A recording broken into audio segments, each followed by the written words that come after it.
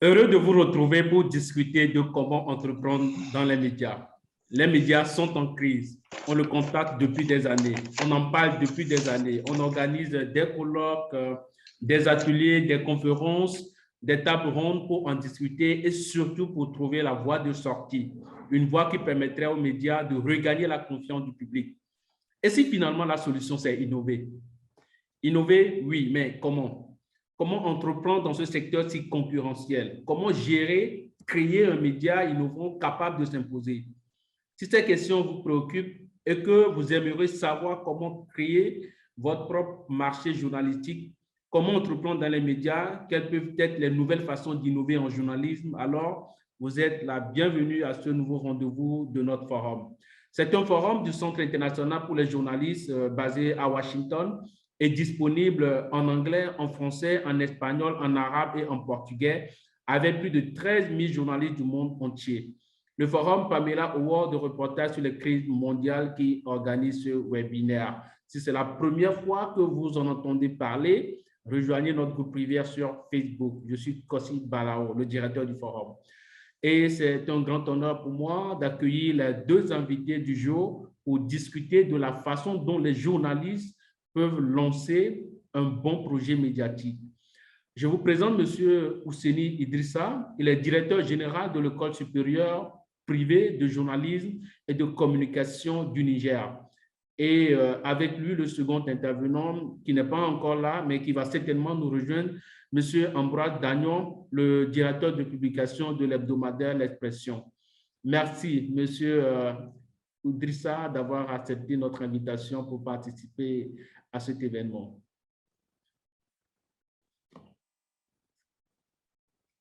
Non, votre micro n'est pas activé. Ouais. Voilà, c'est bon, parfait. Alors, merci d'avoir accepté notre invitation pour participer à ce webinaire. Merci également à vous de l'honneur que vous me faites et en m'invitant dans ce webinaire avec vous. C'est avec un grand plaisir que, en tout cas, je suis là. J'espère qu'on va passer un bon moment et, en tout cas, riche pour ceux qui sont avec nous. Merci. J'espère que ce sera un bon moment aussi pour les participants qui nous suivent. Ma première question pour vous, Monsieur Idrissa, les entreprises de presse, quels qu'ils soient, les journaux, radio, télévision, font face à une crise. La crise de rentabilité, la crise du modèle économique, la crise de confiance du public. Dans un tel contexte, pouvez-vous nous dire ce que doivent faire les étudiants qui sortent des écoles de journalisme et qui voudraient entreprendre dans le secteur des médias? Une fois à nouveau, merci. Là, vous venez également de toucher une des problématiques majeures, en tout cas de l'espace médiatique en général, en particulier au niveau des futurs jeunes aspirants qui souhaiteraient monter et créer leur propre entreprise des médias, s'il le faut, ou bien travailler à des postes de responsabilité dans les médias existants déjà. C'est qu'il faudrait qu'ils comprennent, en tout cas nous, dans nos écoles, et plutôt chez nous, nous essayons de les faire comprendre que dès que vous êtes responsable des médias, vous devez comprendre que vous ouvrez un marché. OK? Un marché qui doit répondre aux exigences, c'est-à-dire la loi de l'offre et de la demande. Donc, il faudrait vraiment tout un travail de fond, de ciblage, de réflexion stratégique pour faire de votre entreprise une véritable entreprise qui répond aux normes, aux exigences managériales, comme toute autre entreprise, si singulier que soient-ils les produits du média. Mais en termes de pérennité et de pérennisation et de développement, il faudrait forcément se mettre à l'esprit qu'un média, c'est aussi une entreprise qui doit respecter certaines exigences. Monsieur Kossi. Voilà. Vous avez parlé d'un aspect qui est très important, à disposer des compétences managériales. Est-ce que vous pouvez développer un tout petit peu cet aspect? Quand on parle de management ou bien de compétences managériales, il faut comprendre qu'un média, si je prends le cas de la radio, ce n'est pas seulement la diffusion, c'est aussi toute une gestion des ressources humaines, toute une gestion des ressources matérielles, toute une gestion des finances. Donc, vous devez être de la collecte et jusqu'à la diffusion, toute la chaîne, la chaîne de valeur, vous devez être en mesure de maîtriser ça et de comprendre chaque point de cette chaîne de valeur, c'est qu'il faudrait quel comportement. Et surtout, quelle réflexion stratégique apporter. C'est ça l'intérêt. On peut réfléchir, comme tout le monde réfléchit d'ailleurs, mais en tant que responsable des médias, on est appelé, sinon c'est même incontournable, d'avoir des réflexions stratégiques pour faire face aux difficultés potentielles ou au quotidien, en tout cas, du média. Donc, c'est extrêmement important ce point d'où la nécessité vraiment d'être outillé, de requérir ses compétences à travers une formation initiale ou bien continue pour mieux répondre à ses tâches, à sa fonction de manager des médias ou bien d'entrepreneur des médias. Voilà. Aujourd'hui, il y a un autre phénomène aujourd'hui qu'on voit, les jeunes sont concentrés sur les réseaux sociaux et les géants de la technologie, que ce soit Facebook, Instagram, que ce soit par exemple aussi Google, sont aujourd'hui des canaux, des supports sur lesquels les jeunes vont se faire informer. Mais est-ce qu'il y a encore aujourd'hui un marché pour les médias dans un tel contexte? Il y a toujours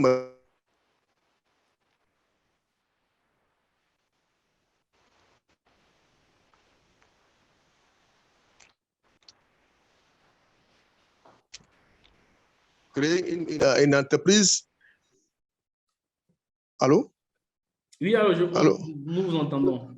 OK. Donc, si quelqu'un souhaite créer une entreprise médiatique sur Internet, ne serait-ce que créer une page Facebook, il faudrait aussi que, de la même manière où le responsable ou le potentiel entrepreneur qui doit répondre à cette exigence, OK, au niveau des médias classiques, traditionnels, il faudrait aussi que, quand il veut vraiment faire de sa page Facebook ou bien de son compte Instagram, et une entreprise qui va lui permettre de vivre, il faudrait forcément qu'il comprenne qu'il a un marché.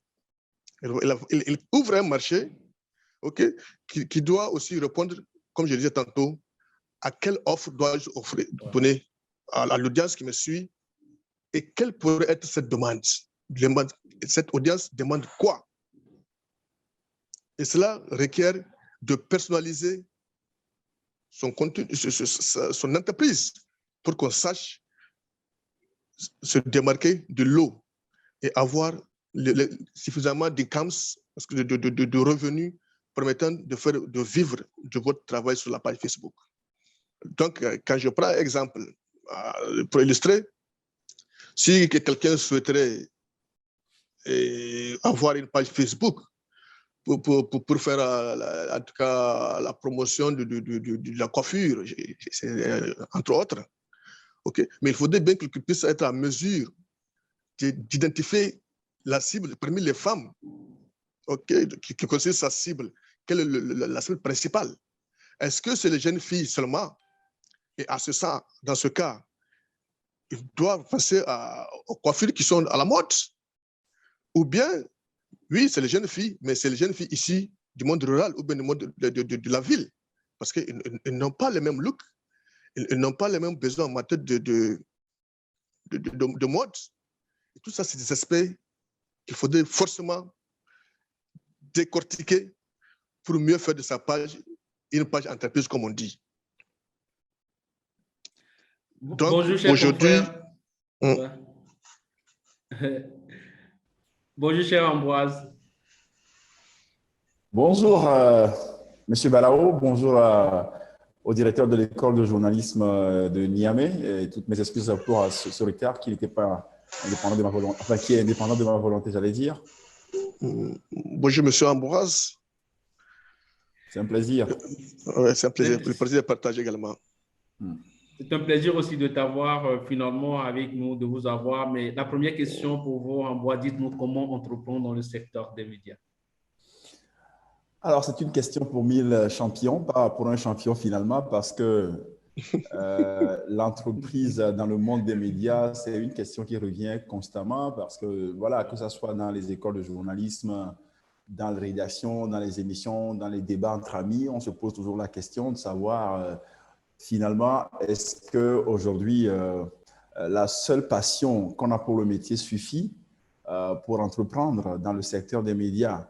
La réponse est oui et non. Oui, parce qu'effectivement, il faut être mu par cette passion pour le métier pour pouvoir l'entreprendre. Mais ça ne suffit pas, parce qu'en vrai, les journalistes ou le personnel qui travaille donc dans la rédaction ne vivra pas que de passion et d'eau fraîche. Il faut nécessairement il faut un modèle économique. Et j'ai suivi une partie de l'intervention du directeur de l'école de journalisme de Niamey qui me paraît assez intéressante. Et c'est suite à une question que vous lui avez posée, M. Balao, à savoir si aujourd'hui il est encore possible pour les médias traditionnels ou pour les journalistes professionnels de s'en sortir à l'ère des réseaux sociaux où l'information va avec, à une vitesse de la lumière, où ce qui se passe aujourd'hui en Ukraine, en Afghanistan, en Haïti, se retrouve l'instant d'après sur Internet. Et il a donné une réponse qui me paraît assez convaincante. C'est-à-dire qu'aujourd'hui, ce n'est pas parce qu'il y a aujourd'hui ce qu'on appelle les journalistes citoyens, c'est-à-dire monsieur tout le monde, qui peut mettre de l'information sur les réseaux sociaux, un garde du quartier, par exemple, je ne vais pas faire de publicité gratuite pour un média, mais sur un média international, sur une télévision internationale, il y a par exemple ce qu'on appelle les observateurs. Donc, est-ce que cela, par exemple, remplace de facto les journalistes? Il a dit non. Ce n'est pas parce qu'il y a les réseaux sociaux, ce n'est pas parce qu'il y a l'instantanéité avec laquelle ils publient l'information que finalement, les journalistes perdent de facto le sens de leur existence ou de leur profession. Maintenant, il va falloir que les journalistes ou les médias se réinventent. Ce qui pose en fait la problématique donc, du modèle économique. On sait que nous sommes dans un environnement socio-économique, je dirais même socio-politico-économique africain extrêmement rude. Le terrain est marqué par des aspérités qui ne permettent pas d'entreprendre finalement et qui découragent ceux qui aspirent à entreprendre dans le secteur des médias. Mais si on arrive à s'inventer ou à se réinventer, eh bien, je pense que oui, on peut entreprendre dans le secteur des médias. Maintenant, pour revenir peut-être concrètement à votre question, c'est de savoir comment on entreprend. Comment on entreprend, c'est d'abord l'élaboration ou, si vous voulez, la définition d'un modèle économique. C'est vrai que c'est très difficile, mais quand on veut devenir un média professionnel, non pas un blog, mais un média professionnel, il est important que l'on puisse élaborer un modèle économique et produire du contenu. Et pour moi, produire du contenu, c'est de sortir ou d'arriver à sortir la publication du factuel. Parce que la factualité aujourd'hui, ça ne permet pas, en fait, aux journalistes professionnels, aux médias classiques que nous sommes, de pouvoir nous en sortir. On ne peut pas. Parce que ce qui s'est passé à midi, déjà à 13h, tous les réseaux sociaux en ont parlé. Les plateformes WhatsApp, sur les plateformes sociales, on en a déjà parlé. Maintenant, quels sont les angles de traitement que voilà, nous offrons aux internautes ou à nos auditeurs ou à nos lecteurs? C'est de cela qu'il s'agit. Donc, tout réside, pour me résumer, tout réside donc, dans la définition d'un modèle économique et ensuite dans la production d'un contenu attrayant et qui puisse en tout cas donner envie aux lecteurs, aux auditeurs et aux internautes de nous suivre. Voilà, de façon ramassée, ce que je peux répondre très rapidement. Ma question pour M. Idrissa, est-ce qu'un bon modèle économique est un gage de réussite pour un média? Oh, je suis tenté à dire oui ou non. Oui et non en même temps. Pourquoi oui? Parce que si vous avez un bon modèle économique, bien pensé, qui n'a pas été conçu juste dans un bureau, où on va ou bien on fait copier-coller sur Internet, ou bien on prend chez un confrère à son business et puis voilà, on fait copier-coller. Si vraiment on n'a pas fait tout ça, on a fait vraiment des diagnostics de part, ça cible, tout ce qu'il faut, vraiment, ça peut être vraiment quelque chose d'intéressant. Mais il ne faut pas oublier que les tests n'ont de valeur, mais n'ont de valeur que la valeur des hommes qui sont chargés, en tout cas, de le mettre en œuvre. Il faudrait aussi qu'il y ait vraiment des personnes qui comprennent la chose, qui maîtrisent la chose et qui savent comment faire la mise en œuvre. C'est extrêmement important. Et qui savent riposter ou bien anticiper les différents problèmes qui peuvent surgir à gauche, à droite dans la mise en œuvre. À les anticiper, mais aussi prévoir des solutions palliatives au cas où un problème arriverait à se poser. Donc, voyez-vous, un modèle économique bien réaliste, bien, en tout cas, qui tient la route, qui prend en compte les aspirations et les besoins de votre cible, voyez-vous, certainement ne pourrait être que bénéfique pour un média. Mais toujours est-il que les hommes qui sont chargés de cette mise en œuvre aussi doivent être vraiment des gens qui se connaissent et qui vraiment peuvent, qui anticipent déjà les choses pour apporter des solutions stratégiques. Je mets toujours le doigt sur la stratégie, le terme stratégique, parce que c'est là la différence entre les gens, entre les managers, entre les entrepreneurs ou bien les managers. C'est pouvoir mener des réflexions stratégiques face à des difficultés quelconques, économiques ou bien autres. Vraiment, en tout cas, c'est ça que en tout cas, moi, c'est ça ma compréhension des choses. Les tests en eux seuls, les documents en eux seuls ne sont pas aussi suffisants que la valeur des hommes. Voilà. Monsieur Ambroise, à supposer que vous êtes un philanthrope avec énormément de moyens et de volonté pour soutenir et financer le journalisme, quel projet journalistique financeriez-vous? Oh, encore une fois, une question assez complexe, hein, parce que là, une question assez complexe. Non, je pense qu'avant de répondre à votre question, je pense qu'il est important quand même que je puisse revenir sur ce qui vient d'être dit par mon copanéliste.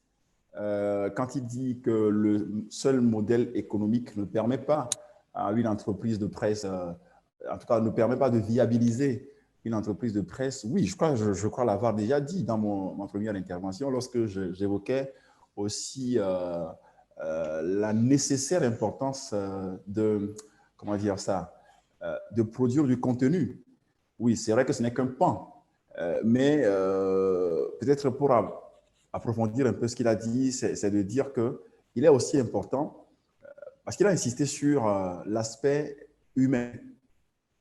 Donc là, je pense qu'il parle du management, il parle de la gestion des ressources humaines. Parce que vous savez, c'est vrai, avec Taylor, on sait que time is money, le temps c'est de l'argent, mais le temps n'est pas de l'argent si on n'investit pas dans l'humain.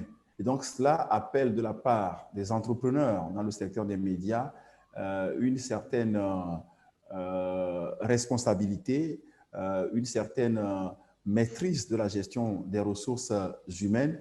Mais j'insiste encore une fois là-dessus, c'est important que si on a un bon modèle économique, si on a un bon management, il est aussi important que l'on puisse produire du contenu. Parce que à quoi servent un modèle économique et un bon management des ressources humaines si ce que nous proposons à nos lecteurs, à nos auditeurs, à nos téléspectateurs et tout ce que vous voulez n'est pas de bonne qualité. C'est pour cette raison que préalablement, j'avais insisté sur l'importance de sortir pour les journalistes que nous sommes aujourd'hui, de sortir de la factualité pour analyser les sujets sous d'autres angles.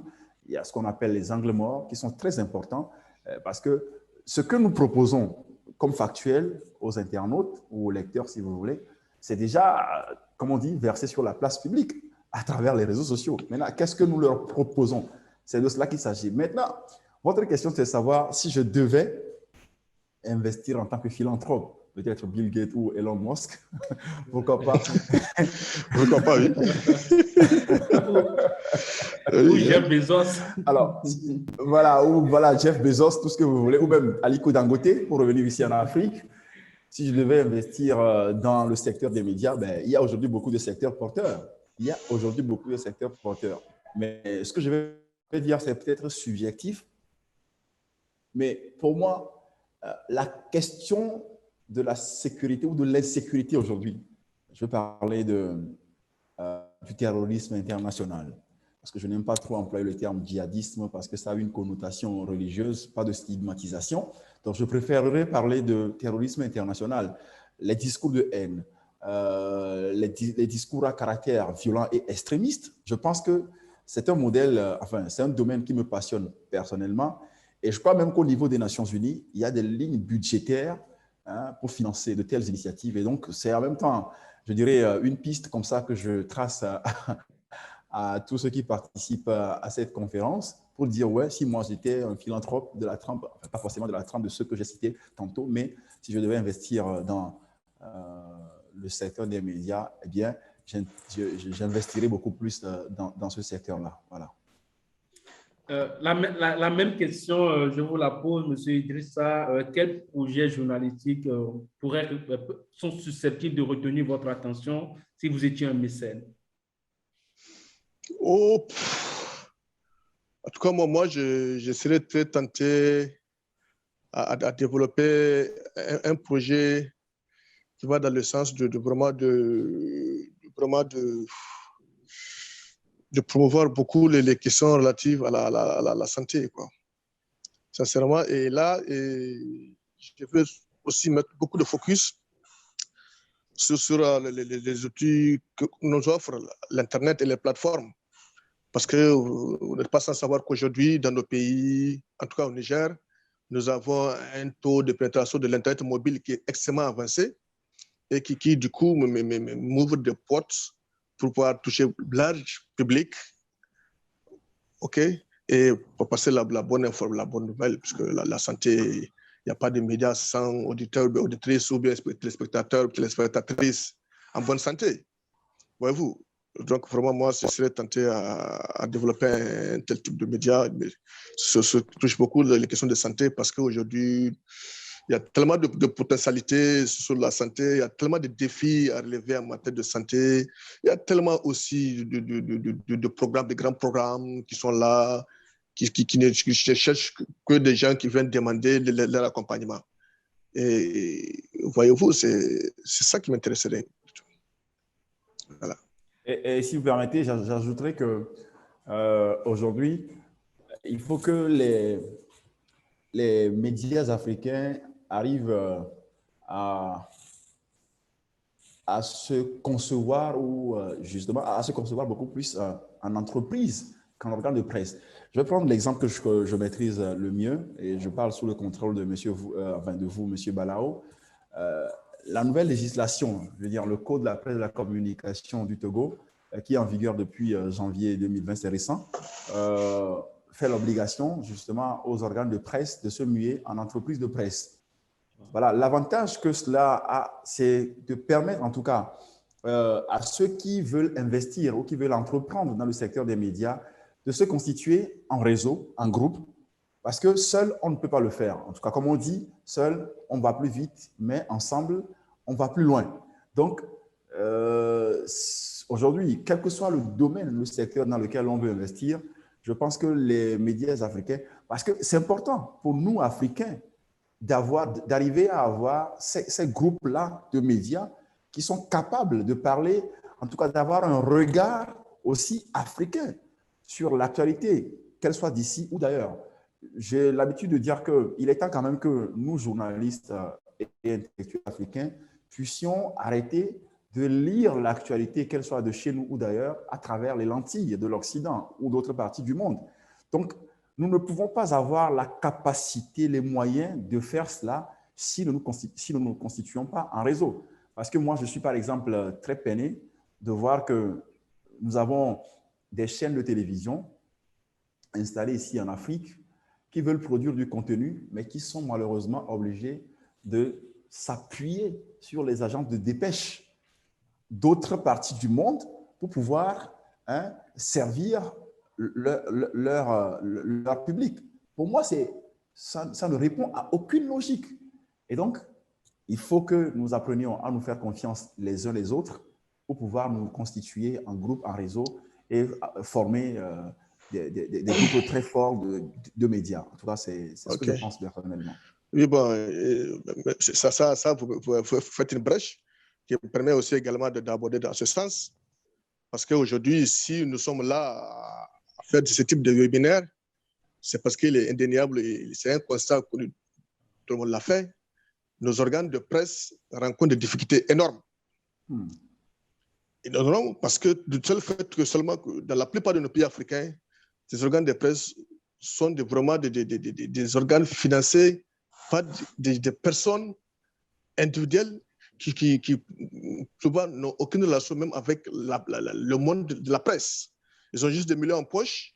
Ils ont compris qu'avec la démocratisation, la libération de l'espace médiatique, que c'est une nouvelle niche à l'époque, voyez-vous. Donc, ils se sont dit, bon, il faut créer une télé parce que j'ai les ressources, j'ai des millions, je suis un opérateur économique comme un homme d'affaires, je finance à coup de millions une chaîne télé, ou bien une chaîne radio, ou bien un journal. Donc, aujourd'hui, si nous sommes là en train de parler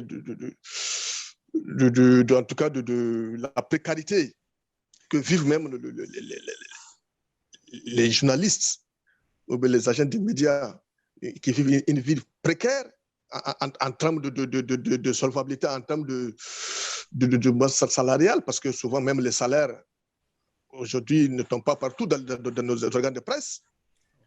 Il est évident qu'aujourd'hui, à l'heure où nous sommes, en 2022, qu'on doit vraiment orienter nos réflexions sur l'entreprise médiatique. Nos organes, j'emboîte avec Ambroise, doivent aujourd'hui se reconvertir pour répondre aux exigences du temps en adoptant aujourd'hui le statut d'entreprise médiatique. Et que pour cela soit, il faudrait bien qu'ils puissent départir des anciennes pratiques, qu'ils comprennent qu'une entreprise, même si on dit souvent que l'œuvre, ce qui est dit sur la radio, une émission radiophonique, exemple, une émission télévisée, constitue une œuvre, mais il est aussi indéniable, il est aussi très important qu'ils puissent comprendre que l'entreprise médiatique doit également répondre aux exigences de toute autre entreprise, comme je disais tantôt dans mon introduction. C'est-à-dire que vous avez un marché qui est là, un marché qui comporte une offre et une demande. Et quelles sont les particularités de l'offre? Quelles sont les particularités de la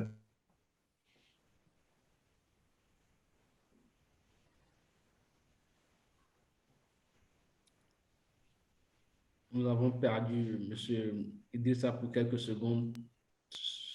Allô? Oui, alors. Allô? Donc, là, c'est bon? Donc là, bon. Je dis que je vais emboîter les pas aussi. Je vais joindre M. Ambroise, qui a parlé tantôt de l'impérieuse nécessité que nos organes de presse puissent aujourd'hui adopter un statut d'entreprise médiatique. Et je disais que si nous sommes là aujourd'hui, dans ce type de webinaire, en train de parler de comment entreprendre dans une entreprise médiatique, dans le secteur des médias, c'est parce qu'il y a des difficultés que vivent nos organes. Pourquoi? Parce que je trace juste un peu le contexte, parce que tout simplement, dans les années 90, où les vents démocratiques a soufflé sur nos pays, où il y a eu dans tous nos pays la libération de l'espace médiatique, il y a eu des hommes d'affaires, il y a eu des opérateurs économiques, détenteurs de pouvoir économique qui ont des ressources entre leurs mains, qui n'ont aucun bagage dans le secteur.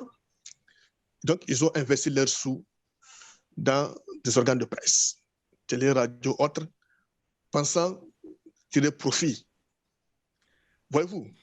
Et maintenant, à l'heure où nous sommes, parce que c'est extrêmement important vu la thématique, à l'heure où nous sommes, les organes ont monté leurs limites en termes de pérennisation, en termes de mobilisation de ressources financières et autres.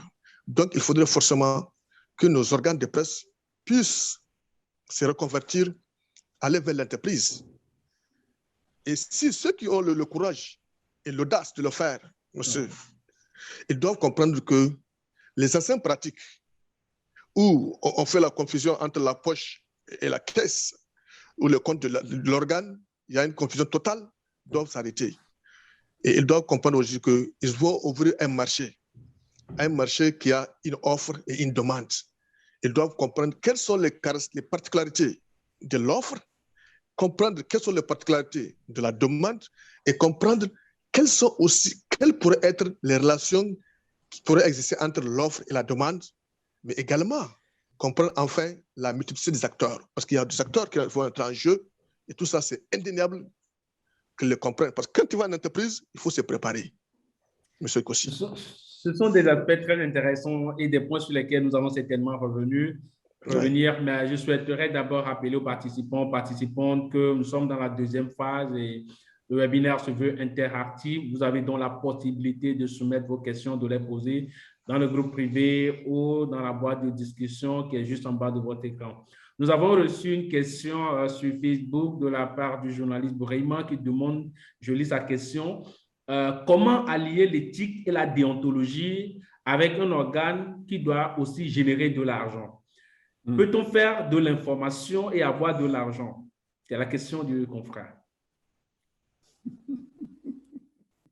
Monsieur Ambroise, vous voulez commencer?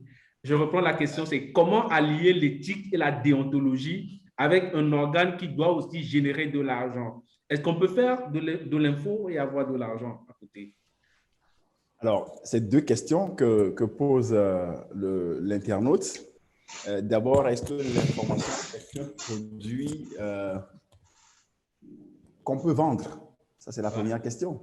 Ou disons la deuxième question. Et la seconde, c'est voilà, comment pouvoir marcher sur cette ligne de crête entre la déontologie et l'information d'une part et la rentabilisation donc, des entreprises de presse. Ce sont des questions très, très, très pertinentes. Et à la première question, je répondrai en disant d'abord que l'information, ne nous voyons pas la face, n'est pas un produit à vendre. C'est important. L'information n'est pas un produit à vendre. Enfin, en le disant comme ça, enfin, je suis obligé de m'expliquer pour que ceux qui nous suivent puissent comprendre le fond de ma pensée. On n'est pas dans une entreprise commerciale. Ce n'est pas une boutique, ce n'est pas un magasin, on n'est pas au marché pour vendre un article, pour vendre un produit, par exemple. Parce que si on considère l'information comme un produit à vendre, eh bien, on est obligé de travestir, si vous voulez, l'information pour pouvoir la vendre à notre cible. L'information, elle doit être donnée telle qu'elle, même si on sait que ce n'est pas un processus de communication qu'on habille l'information pour pouvoir la rendre, puisque le journalisme, par définition, c'est la collecte, le traitement et la diffusion de l'information à travers les moyens de communication que nous connaissons. Mais attention, l'information, ce n'est pas un produit à vendre comme on vendrait, par exemple, du pain dans une boulangerie ou comme on vendrait de la pâte dentifrice dans un supermarché. Mais ce que nous vendons à travers la diffusion de l'information, c'est justement la qualité du contenu que nous produisons. Je ne sais pas si je me fais comprendre. Je prends l'exemple d'une radio. Ce qui se vend, ce n'est pas l'information que la radio donne, mais c'est l'ensemble donc des programmes que la radio propose à ses auditeurs qui permet donc d'attirer la clientèle, qui permet donc d'attirer les annonceurs. Et donc, oui, on peut faire l'information et pouvoir gagner de l'argent, mais non pas en considérant l'information comme un produit à vendre, mais en faisant en sorte que l'information puisse être diffusée, puisse être publiée dans un creuset où finalement, il y a tout un ensemble de choses qui attirent l'internaute, qui attirent l'auditeur, qui attirent le lecteur vers le média. Alors, l'autre question, c'est déontologie et éthique. Comment pouvoir marcher, donc comment pouvoir allier les deux et rentabiliser son entreprise de presse? On ne va pas… Je crois que le micro de Kossi est éteint. Il voulait parler, je ne l'entends pas. Non, je suis là, je vous écoute. D'accord. Donc, la déontologie et l'éthique, on ne va pas refaire un cours sur l'éthique et la déontologie. On va pas un cours magistral. Mais on sait que, bon, voilà, la déontologie, c'est l'ensemble des règles qui régissent une profession donnée, tandis que l'éthique, elle est beaucoup plus individuelle. C'est une question de conscience devant sa profession, devant une situation. Voilà. En fait, l'éthique et la déontologie sont en quelque sorte notre bâton de pèlerin, sont en quelque sorte notre bréviaire, notre Bible pour les chrétiens et notre Coran pour les musulmans. Un journaliste, c'est qui veut exercer son métier, mais qui ne discipline pas, qui ne s'impose pas une certaine rigueur journalistique que lui impose l'éthique et la déontologie. Vous conviendrez avec moi qu'il ne pourra pas véritablement faire son travail de façon professionnelle. Oui, qu'est-ce qu'on veut? Est-ce que les entreprises de presse sont là juste pour produire du contenu, pour être lu? Est-ce qu'on écrit un article juste pour être lu ou on écrit un article juste pour le plaisir d'être applaudi par les petits copains de quartier ou par, je ne sais pas, les amis, les camarades de classe? Non, je ne pense pas. Si on doit s'inscrire dans la logique d'une entreprise de presse, oui, nous n'avons pas d'autre choix que de vendre nos productions à travers un travail de qualité tout étant professionnel. Et pour moi, rester professionnel suppose le respect des règles d'éthique et de déontologie. Alors, pour ne pas monopoliser la parole, voilà à peu près ce que je peux dire pour moi, espérant que mon co-panéliste aura d'autres éléments qui pourront éclairer la religion de tous les internautes qui nous suivent. Mais Ambroise, quand vous dites que l'information n'est pas un produit à vendre, pour les médias, par exemple, qui ont pour modèle économique l'abonnement et qui obligent, par exemple, les lecteurs à payer pour avoir accès à l'info, si je prends par exemple le cas de Mediapart, de plan de paywall, de murs payants, où vous êtes obligé de débourser un certain nombre de montants payés, est-ce que le produit finalement qu'on vend au lecteur, ce n'est pas l'information? Est-ce que l'information, c'est un produit? Mais est-ce que ce n'est pas un produit en fait qu'on vend finalement? Parce que lorsqu'il arrive que des médias vont vers des annonceurs, par exemple, pour solliciter des publicités, qu'est-ce qu'on vend? On dit en fait, c'est l'information qu'on offre en fait, qu'on vend, où on dit par exemple, j'ai tel nombre de lecteurs journaliers, j'ai tel nombre de personnes qui nous suivent, mais est-ce que le produit, ce n'est pas finalement pas d'information? Alors, cette question, je l'attendais parce que je crois que, bon, pour ne pas vendre les secrets que nous nous sommes partagés en privé, dans la préparation de ce webinaire, justement, si tu me parlais de l'exemple en fait, d'un modèle belge. Ouais. Non, plutôt suisse, bulletin. Voilà, bulletin suisse, voilà. Et donc, je savais que cette question allait venir. C'est pour cela que vous allez constater que je marchais un peu sur les œufs en répondant ainsi à la question. Alors, ce que j'ai voulu expliquer, peut-être que je l'avais mal exprimé, c'était de dire très clairement que nous ne devons pas considérer l'information en elle-même comme un produit à vendre.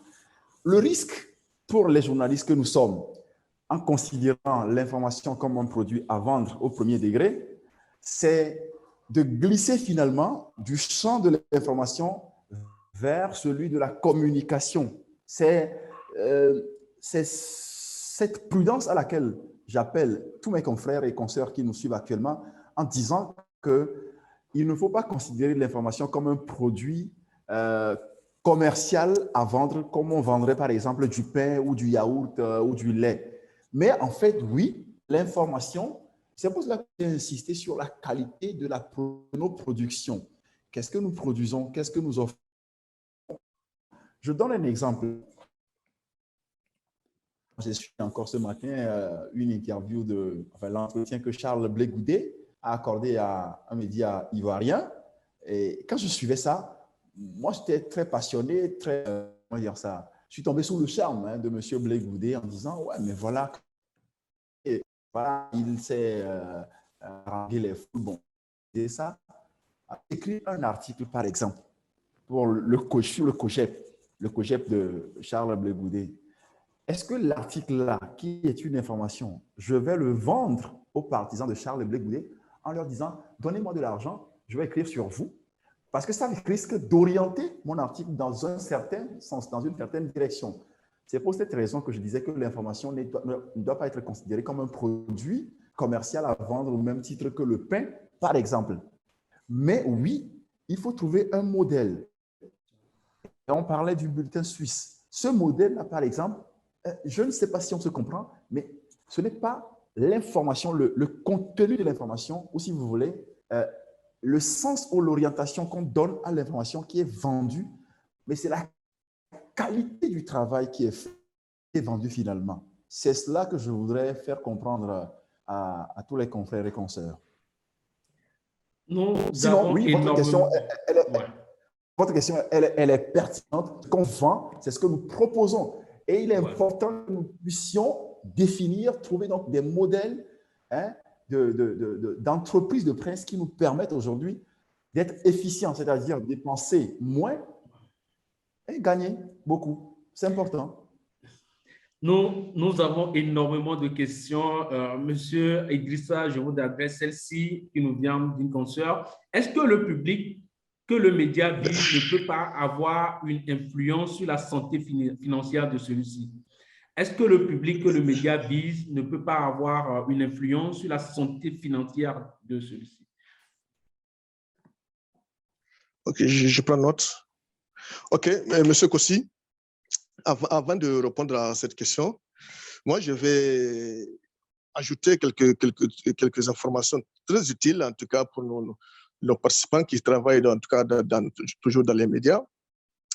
Je vais laisser la première question qui touche l'éthique et la déontologie. M. Ambros a largement parlé de ça. Mais moi, c'est le côté information et argent qui m'intéresse parce qu'en tant que responsable d'une école de journalisme, nous, dans nos cours dispensés, nous avons des cours comme des modèles genre économie des médias. Et dans ce type de cours, nous développons des stratégies, des pistes en nous apprenant aux étudiants comment ils peuvent financer leurs médias s'ils devenaient être un jour responsables des médias. Alors, tout à l'heure, j'ai parlé du marché. Et le marché, quand vous ne maîtrisez pas le marché, c'est-à-dire que vous ne savez pas quelles sont les particularités de l'offre et les particularités de la demande, vous ne pouvez rien faire de la chose. Pourquoi? Il faut se dire que l'information en tant que telle, elle est extrêmement périssable. Et donc, pour que vous puissiez valoriser ça,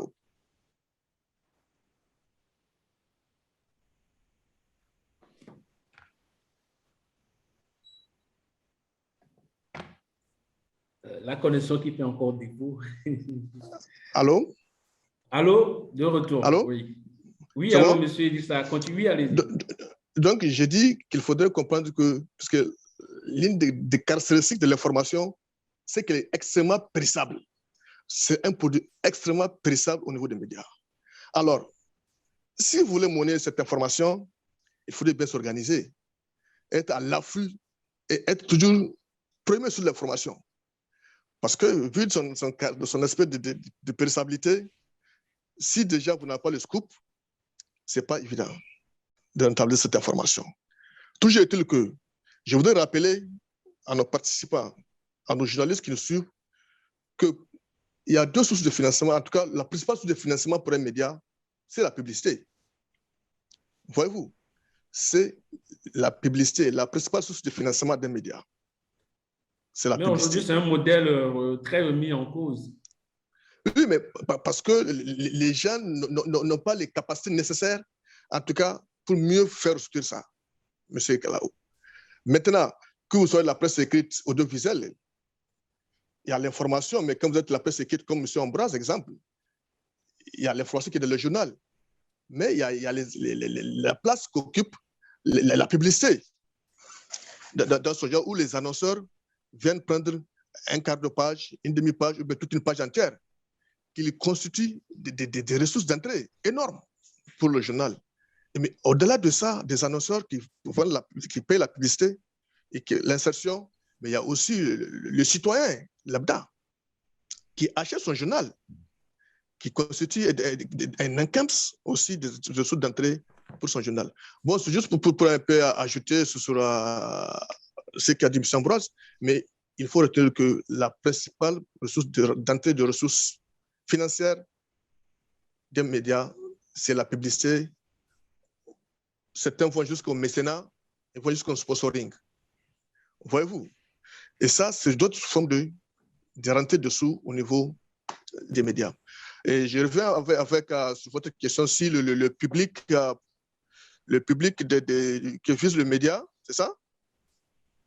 Oui, la question, c'est de savoir, est-ce que le public que le média vise ne peut pas avoir une influence sur la santé financière? Évidemment, monsieur Kossi, je reviens toujours sur ce que je disais dès à mon introduction. Un média a un marché. Voyez-vous? Et si vous faites un mauvais ciblage de votre public, ça veut dire que vous allez tourner à perte. Vous n'aurez pas de rentrée de sous. Mais si vous avez bien ciblé votre cible, comme on dit, en tant que terre à terre, votre public, vous connaissez le goût et le comportement de ce public, il va de soi que ce public soit une source de bonne santé financière pour votre média. Parce que ils vont acheter peut-être votre journal, s'il le faut, que ce soit en hard ou bien en soft en ligne. Ou bien ils vont payer la publicité, tout ce qui s'ensuit sur ces médias audiovisuels. Voyez-vous? Et aujourd'hui, vous n'êtes pas sans savoir que même au niveau des médias audiovisuels, les gens paient à la carte. Aujourd'hui, on prend le cas de la télé. Voyez-vous? Il n'y a pas le micro? Allô? Allô? Oui, allô? Vous recevez là? Bien sûr. Oui, parfaitement bien. OK. Donc là, quand je prends aujourd'hui avec les nouvelles technologies, les satellites, tout ce qui s'ensuit, aujourd'hui, la télé, les gens en consomment à la demande à travers l'abonnement mensuel qu'on prend pour regarder les chaînes. Et donc, si l'abonné sait que même s'il paie un abonnement à une chaîne, le contenu que l'offre sur cette chaîne, allô? Allô? Oui, nous vous entendons, monsieur Idrissa. OK. Donc, si l'abonné sait que le contenu qu'il offre, ce média à qui il s'est abonné, ne répond pas à ses aspirations, à ses besoins en matière en tout cas de contenu, il va se désabonner et le média perd de sous.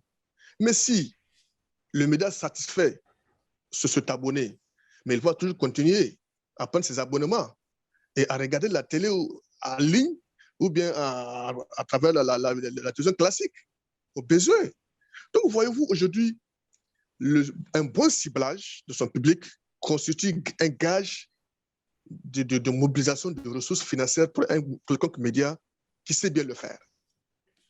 Il y a une autre question qui est très intéressante sur les médias en ligne que j'adresse volontairement ou volontiers à Ambroise. Deux questions de différents participants, mais qui se rejoignent.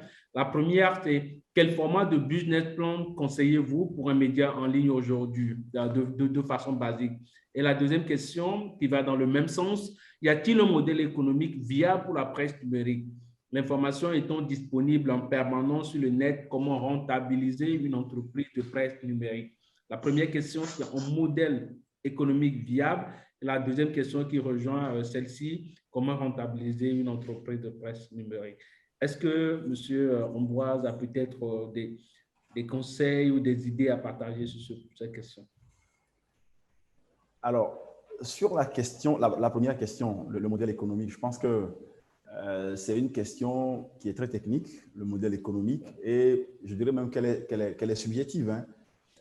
Elle dépend aussi des contextes, elle dépend les contextes. Monsieur Ambroise, je ne vous coupe pas la parole, mais je confirme juste ce que vous dites. Quand vous dites que la question du modèle économique est subjective, nous avions entendu tout de suite M. Idrissa parler de la publicité qui est un modèle mis en cause aujourd'hui. Quand vous suivez par exemple en Europe ou aux États-Unis, les médias comme le New York Times, c'est l'abonnement qui est le modèle le plus prisé.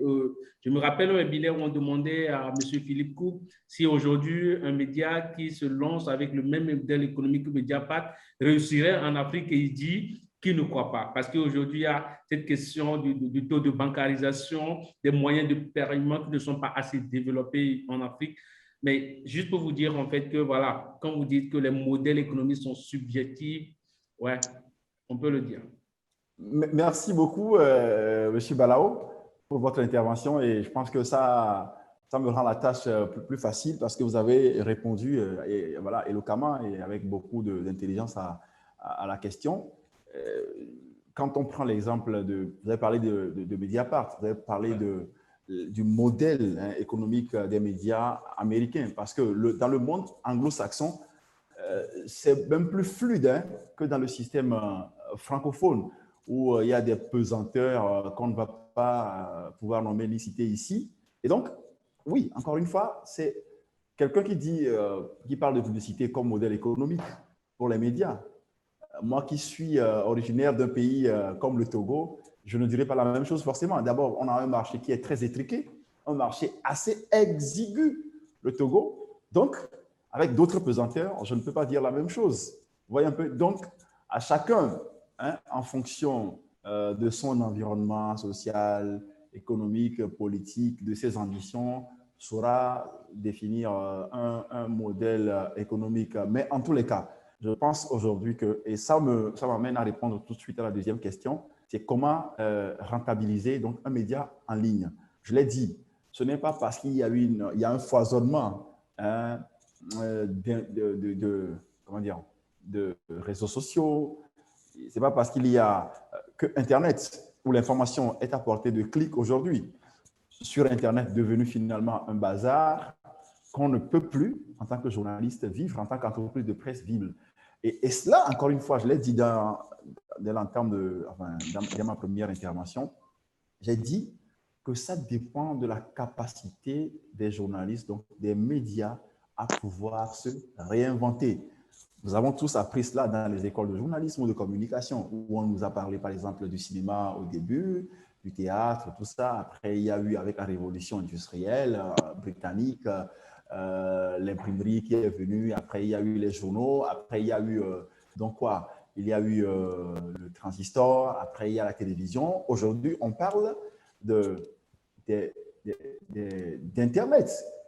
Mais de la même manière que la radio n'a pas supplanté la presse écrite, que la télévision n'a pas remplacé la radio, que Internet n'a pas remplacé la télévision et la radio, eh bien, les réseaux sociaux aujourd'hui ne peuvent pas remplacer le journalisme classique, traditionnel que nous connaissons, que nous exerçons.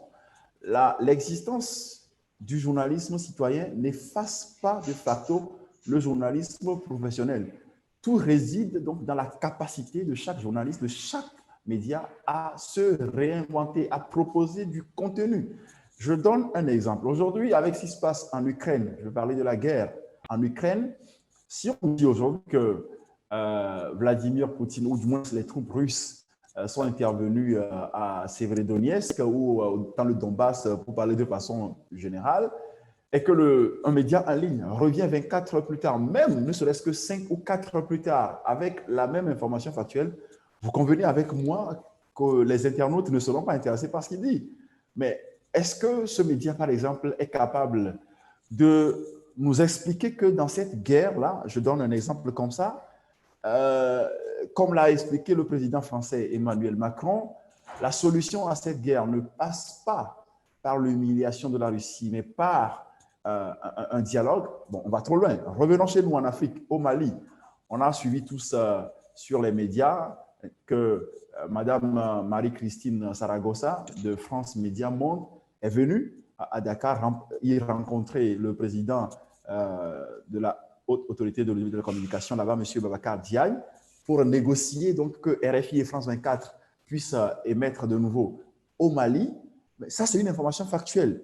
Maintenant, quels sont les enjeux, quels sont les couloirs des négociations? Donc, il faut que les journalistes, enfin les médias en ligne, puissent proposer d'autres angles de traitement, ce que moi j'appelle les angles morts, que monsieur tout le monde ne voit pas forcément. Ce qui intéresse, et ça me ramène en arrière pour répondre encore une fois à une question à laquelle j'ai déjà répondu en disant que l'information, ce n'est pas elle-même que nous vendons à vrai dire, mais c'est la qualité avec laquelle nous traitons l'information qui est vendu. C'est très important. Monsieur, enfin, le directeur de l'école de journalisme de Niamey a parlé donc de la publicité. Je parie que les annonceurs, les sociétés, qu'elles soient d'État ou privées, ne viendraient pas vers un média qui ne propose pas un contenu de qualité. Donc, c'est la production d'un contenu de qualité qui, finalement, permet à un média en ligne, qui est aujourd'hui, qu'on le veuille ou non, l'avenir de la presse. Un petit exemple. Pendant la COVID-19, en 2020, au Togo, par exemple, tous les médias se sont numérisés. On ne lisait les journaux qu'en version PDF. C'était des médias, enfin, ils se sont transformés en médias électroniques à ce moment-là. Donc, c'est vous dire quelle est l'importance d'Internet aujourd'hui, quelle est l'importance du journalisme, du web journalisme aujourd'hui. Mais qu'est-ce que nous offrons à lecteur? C'est cela la question. C'est de ça qu'il s'agit. Et dès lors que nous allons réussir à produire de la qualité, eh bien, on va s'en sortir. Ben, écoutez. Je suis convaincu que M. Idriss a énormément de choses à ajouter. Oui, c'est ça. Non, je vais juste dire un mot sur la viabilité. Et moi, je suis du monde académique. Hein. Donc, voyez-vous, nous, on est radical. On est vraiment lui, c'est un praticien. Voilà, Sambrose. Mais moi, je voulais juste dire quoi. Il a certainement dit des choses vraiment très efficaces et qui a dit la réalité pratique. Mais moi, je voulais dire aussi que il faudrait que ça soit un média en ligne ou bien classique pour encore renforcer l'ambulation de ressources et se pérenniser toujours. J'ai dit, parce que là, on a parlé de la thématique comment entreprendre dans le secteur des médias. Il faudrait bien que le promoteur ou bien le chef d'entreprise de ce média, avec son équipe, puisse comprendre qu'au-delà des prestations classiques qu'ils font sur son média, il faudrait bien qu'ils soient en mesure de monter des dossiers de projets pour aller démarcher des potentiels partenaires qui sont dans le pays, voyez-vous, pour pouvoir les proposer des contenus, de proposer des choses qui pourraient les apporter des ressources financières. Aujourd'hui, à l'heure où je parle, le management des médias dépasse le cadre seulement de la production de contenu dans un bureau, le journal écrit ou bien juste ce que c'est. Non, il faut être en mesure de démarcher les potentiels partenaires avec vraiment un projet de qualité, bancable, en tout cas qui apporterait un potentiel partenaire qui l'encouragerait à venir financer dans votre média, financer un contenu. Mais avant que cela se soit, il faudrait bien que... Allô? Oui, allô? Allô? Donc, j'ai dit qu'avant que cela ne soit, il faudrait bien que les responsables des médias, les entrepreneurs puissent comprendre que pour mieux rentabiliser votre média, il faut être en mesure de bien maîtriser votre média, de connaître votre média. Parce que l'audience de votre média constitue la clé de rentabilité de votre média. Et surtout, mieux connaître votre audience et ses différentes caractéristiques.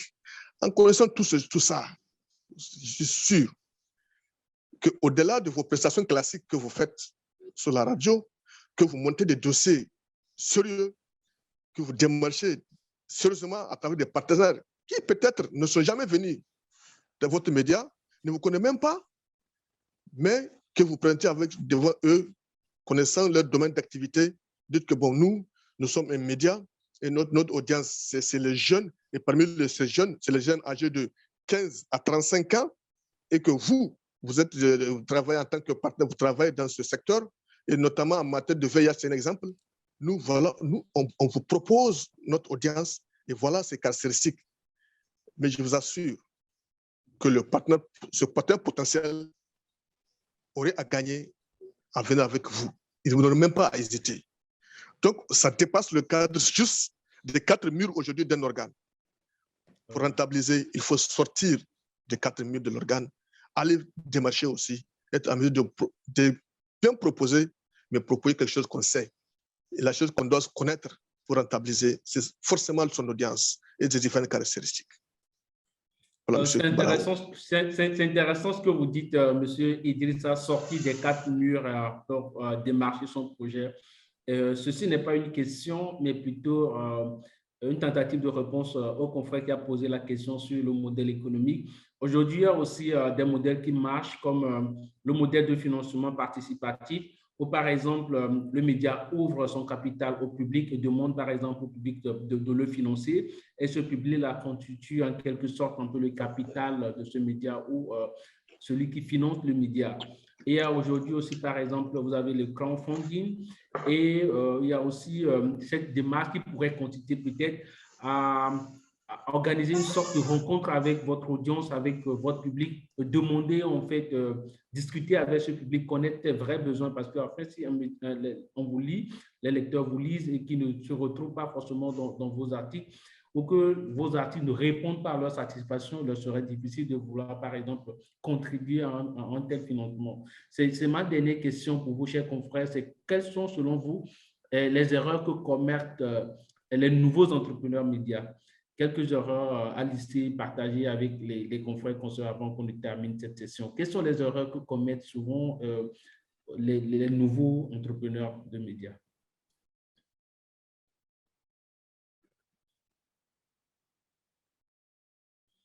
Libre à M.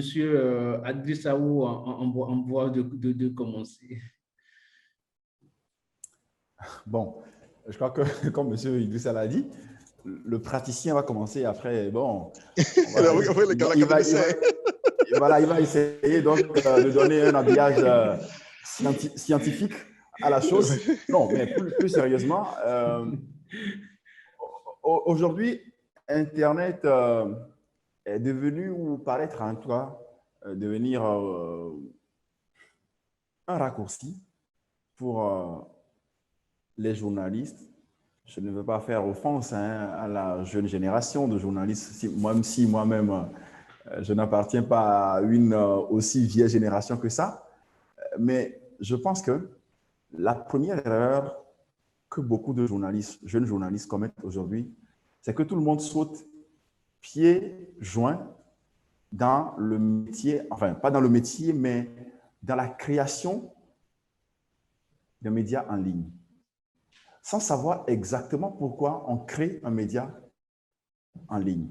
Aujourd'hui, vous allez voir des sites Internet qui poussent comme des champignons. Et quand vous les visitez, vous constaterez que le contenu qui est proposé, ce ne sont que des agrégations, des informations qu'on a prises sur d'autres sites, qu'on replaque. Parfois même, ce ne sont pas des agrégations, mais c'est du plagiat que les gens font. Et moi, je dis, quand vous prenez un média comme Le Monde, ou Jeune Afrique, Le Figaro, tout ce que vous voulez, qui ont déjà traité des informations d'une certaine importance, d'une certaine envergure sur le plan géopolitique, géostratégique et tout ce que vous voulez, et que les mêmes informations sont reprises par nos médias ici au sud du Sahara avec le même angle de traitement, pour moi, il y a un problème. Il y a un problème parce que ce que les internautes attendent de nous, médias africains aujourd'hui, ce n'est pas d'être informés de ce qui se passe, par exemple, en Afghanistan ou en Ukraine, mais quel est le regard, quelle est la lecture que nous, en tant qu'intellectuels ou journalistes africains, nous portons sur ces différents sujets de l'actualité. C'est de cela qu'il est question. C'est très important. Il faut que nous arrivions à proposer à nos lecteurs, à nos internautes, un autre regard, une autre lecture de l'actualité d'ici ou d'ailleurs. C'est très important. Mais on n'arrive pas à le faire. La deuxième erreur que nous faisons, c'est que on est beaucoup plus dans la factualité que dans le fond. Un média en ligne qui veut publier une information dont le grand public est déjà informé, est déjà au courant, 24 heures, 48 heures plus tôt, je suis désolé, ce n'est pas dans la factualité qu'il faut faire. Il faut proposer donc un traitement qui est complètement différent de ce que beaucoup ont déjà connu. L'autre erreur que nous commettons, et ça, c'est malheureusement, on on en aura encore pour pour longtemps encore, c'est que on pense que lorsqu'on crée un média, c'est que tout de suite, on doit rentabiliser.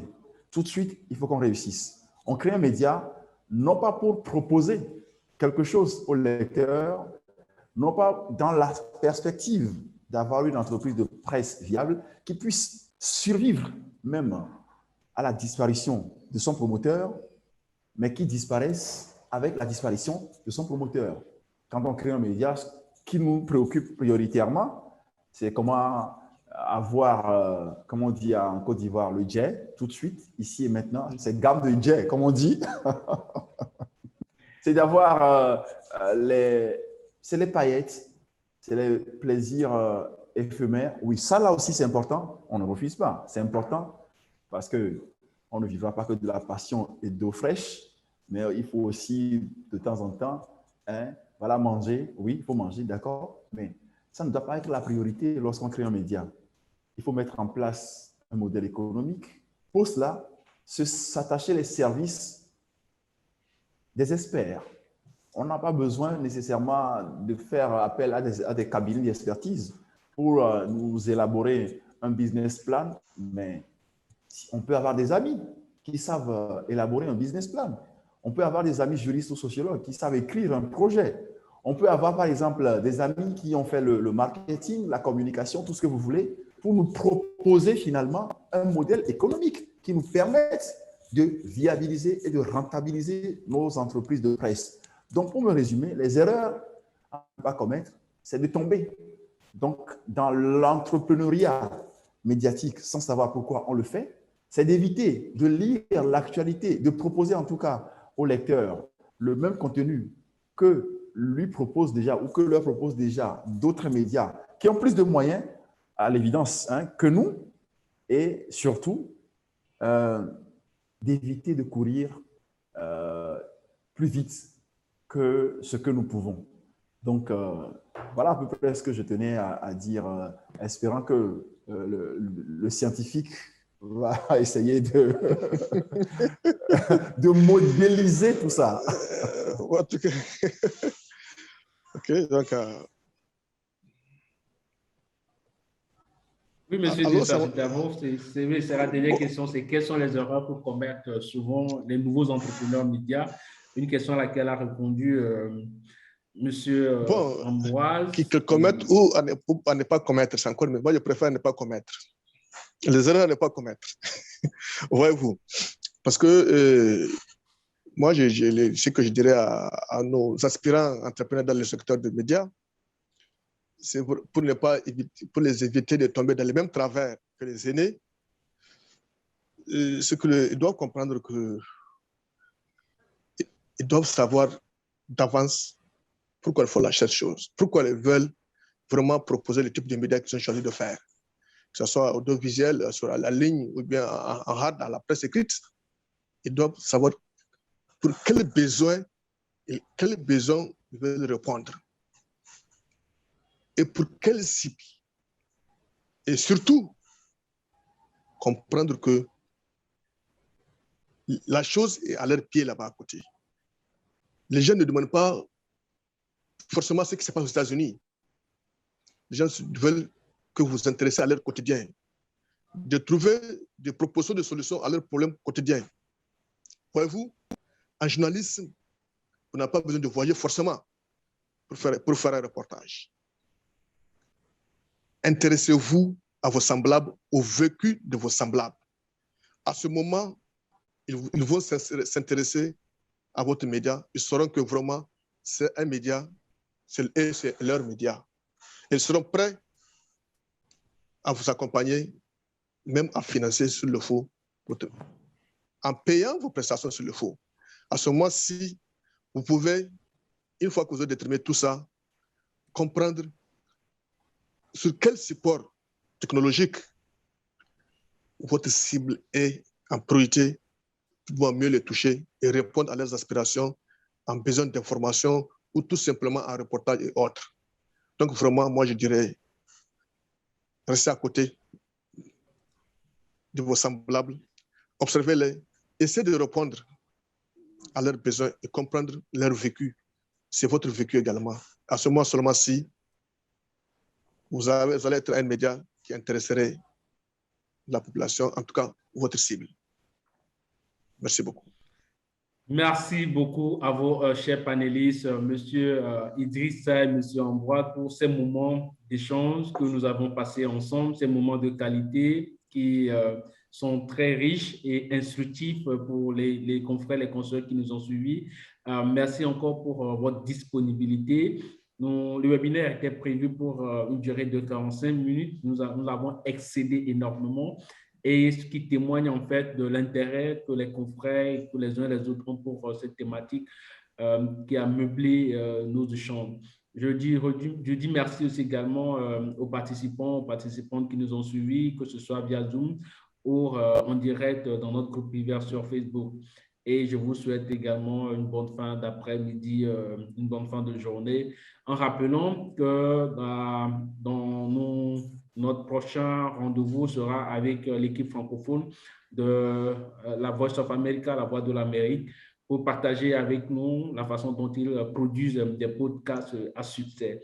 Et c'est sur cette information que je vous dis à tous et à toutes au revoir et à la prochaine.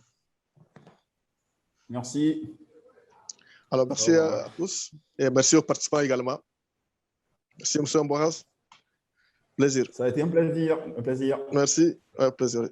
Au revoir. L'académicien et le scientifique.